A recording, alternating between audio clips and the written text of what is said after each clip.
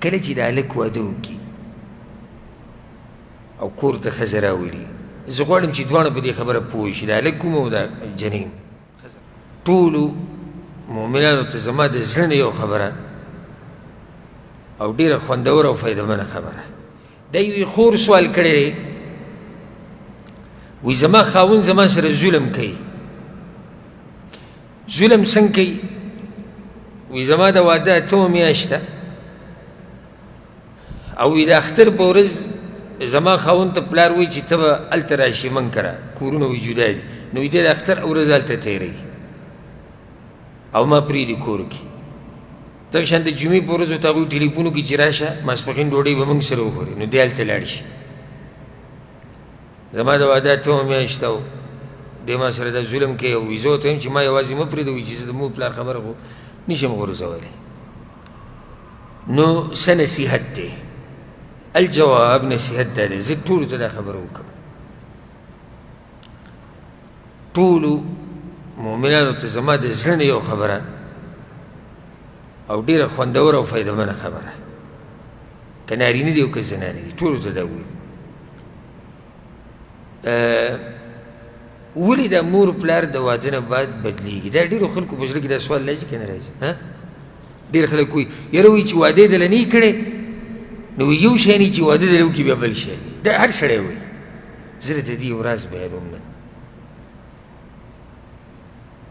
او ډېر قدر کوي د دې مشرانو، ځکه چې چا سره نشته هغوی ته یې قدر معلوم دی. زه درته دې یو راز بیانوم. کله چې دا هلک واده وکړي او کور ته ښځه راولي، زه غواړم چې دواړه په دې خبره پوه شي، دا هلک کوم او دا جنین، ښځه خاوند ټول، او تاسو ټول پې ځان پوه کوئ، که څوک دلته ناست وي او که څوک مایني او که څوک اوري، په دې خبره ځان ښه پوه کوي. ورې کله چې سړی واده وکړي او بیا یې بچي وشي، د مور پلار داسې محسوسوي چې هسې مور پلار دي که نه، هغو ته داسې هسې زړه کې راځي لکه موږ چې یو قسمه د د ژوند نه وځو، دی زموږ نه لرې روان دی. دی اوس د ښځې کمره کې ناست وي او دی اوس دغه بچي اوچته یې لګوي، دا خو په دې مور پلار دي په دې بچي مین دي، دا نه غواړي چې دا بچی زموږ د ژوند نه وځي یا موږ د ده د ژوند نه وځو. د دې خبرو د لاسه په هغو کې د غیرت راشي، نو کله نه کله به کې ناروا خبرې هم وکړي، خو په دې کې به معذوره ګڼي، په دې کې به څه ګڼي؟ معذور. دا حال به په ما او ته هم راځي که الله ژوند راکړو، چې کله زما او ستا بچي واده وکړو که نه، او هغه زما او ستا په مخ کې بیا د ښځې دې کمرې ته په مخه ځي او راوځي او ځي او راوځي او دا بچي اوچته یې لګوي او بچي اوچته ځان له یو کمره کې پروت دی، ځان له یو کمره کې اکثر دې بوډاګان له بیا دي چې پالتون ته کمره ورکړي، ته ځان له یو کمره کې پروت یې، نو زړه کې به نه راځي چې د زوی د دې ژوند نه زه ولې ووتم او ولې دا زوی زما د ژوند نه ووتو. اوس دا خور چې دا کومه خبره کوي، زه یقیني دا وایم چې دې هلک واده کړی دی، کور یې اوس جدا دی، مور پلار یې دا غواړي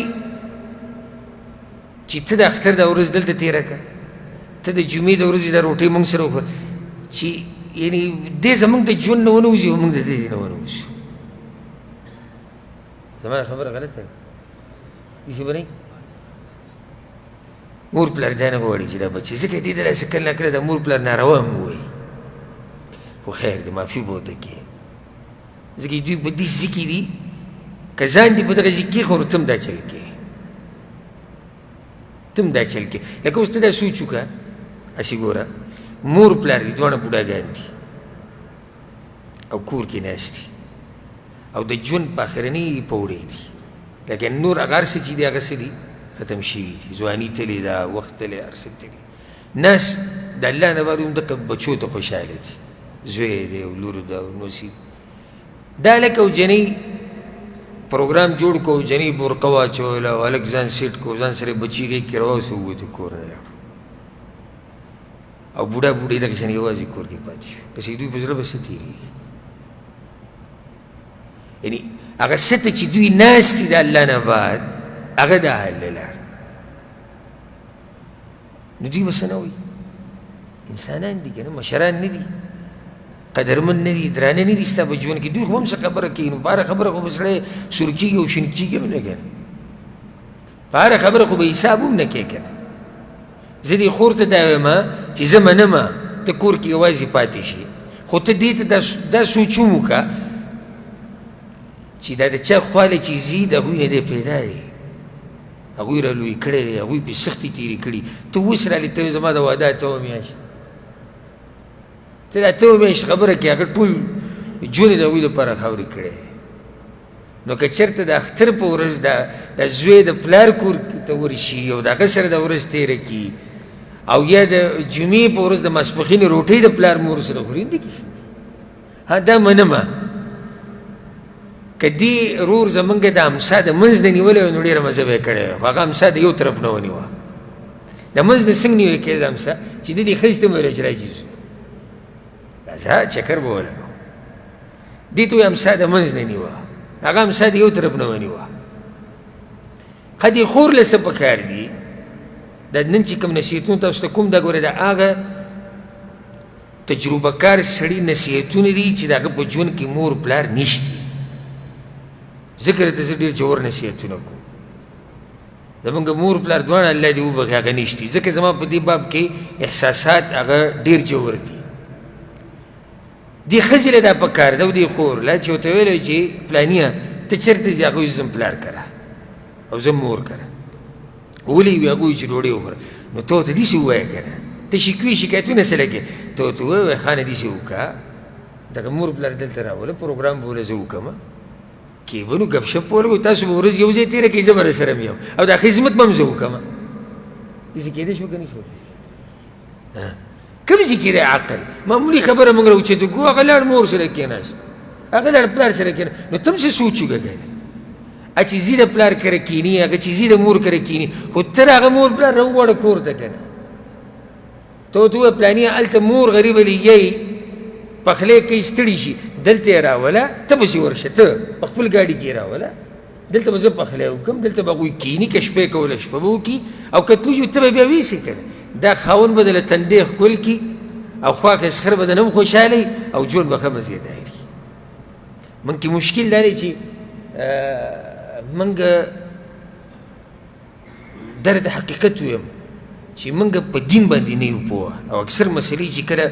کور کې راځي دې د لاسه راځي چې موږ په دین باندې نه یو پوه ځکه که موږ چېرته په دین باندې په صحیح معنو سره پوه شو نو هر سړي له به د هغوی حق ورکوو او دې خور ته زه دا وایم چې خیر دې ته ګزاره کوه دا د یو څو ورځو میلمانه دي دا بوډا بوډۍ دا د یو څو ورځو میلمانه دي بیا به نه وي نو ته که یو څو ورځې ګزاره وکړې هېڅ نه کېږي خو بیا به د عمر له په زړه کې دا خبره پاتې شي چې یاره ما داسې نه وی ویلی او ما داسې نه وی کړی ما هغوی نه وی خفه کړی د مشرانو نه دعاګانې اخیسته د مشر دعا الدنیا وما فیها دنیا او دنیا کې چې څه یې راجمع کړي که نه دا د پلار دعا ته نه رسي او دا د مور دعا ته نه رسي یو سړی بعض وی د مور پلار نه تنګ یم ولیاذ بالله څنګه تنګ یم وایي دا ښځه بهر ته نشي ویستی چکر یې نشي لګولی او کور ته یو شی نشم راوړی غریبي مې ده بیا به ټول له راوړي بیا به پلار له هم راوړي ولیاذ بالله الله دې رحم وکړي زه دا وایم ته تنګ یې وی یو تنګ یم زه چکر یې نشم لګولی یو څو ورځې صبر وکړه بیا ښه چکر یې ولګي چې کله دا بوډا دا بوډۍ خاورو ته لاړو بیا ښه چکر یې هم لګوه بیا چې کور ته ښځې له سره وړي راوړه او بیا چې څه کوې کوه اوس خو د دوی سره ګزاره وکړه که نه یو څو ورځې یو څو کاله به د هغوی پاتې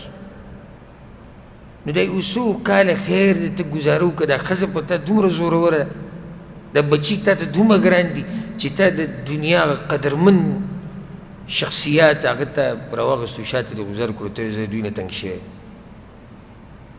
بله دا چې د ښځې له دا سوچ پکار دی او هلک له هم پکار دی چې کله انسان بوډا شي نو دې نه دی زدي شي زدي زد کوي زد لکه ماشوم شي که نه انسان چې عمر زیاتېږي بیا ورو ورو کمزوری کېږي دی بیا زد کوي نو ته به ورسره ګزاره کوې لکه اوس یو پلار زوی ته وایي چې نه ته به ما سره ځې نو دې زوی له هم پکار دی چې به دې پوه شي چې اوس دې ټیم کې دا پلار یې ګورې دې ته نه ګوري چې ده تله پکار دي که نه دي ځکه هغه به خپله زوروره وایي نو زده لاړ شه ورسره او دې ښځې له هم پکار دی چې په دې ځان پوه کړي چې د دوی د عمر اوس داسې دی چې دوی کې یو قسم زد راغلی دی او بل ګوره ښځه ټلیفون وکړي سړي ته ووایي زه پلار کره ځمه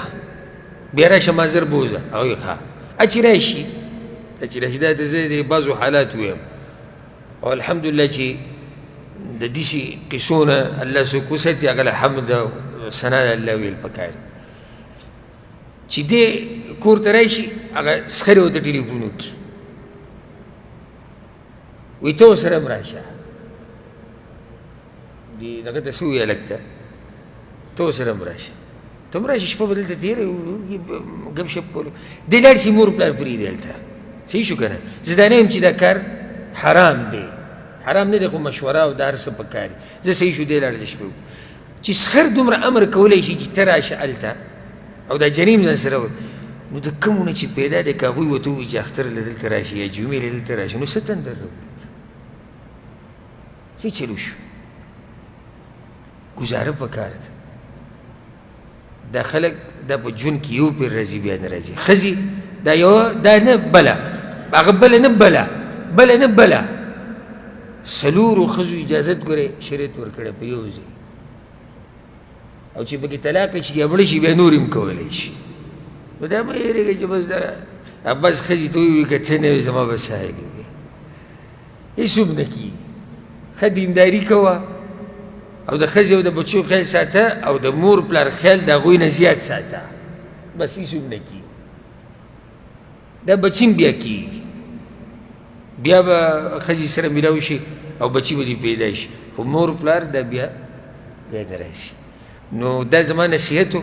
او دا راته ووایم ټولو ته چې ګوره دا خبرې زما د زړه د کومې نه راووتې او دا مشورې او دا نصیحتونه دې سره به مې انشاءالله ژوند ښایسته وي باذن الله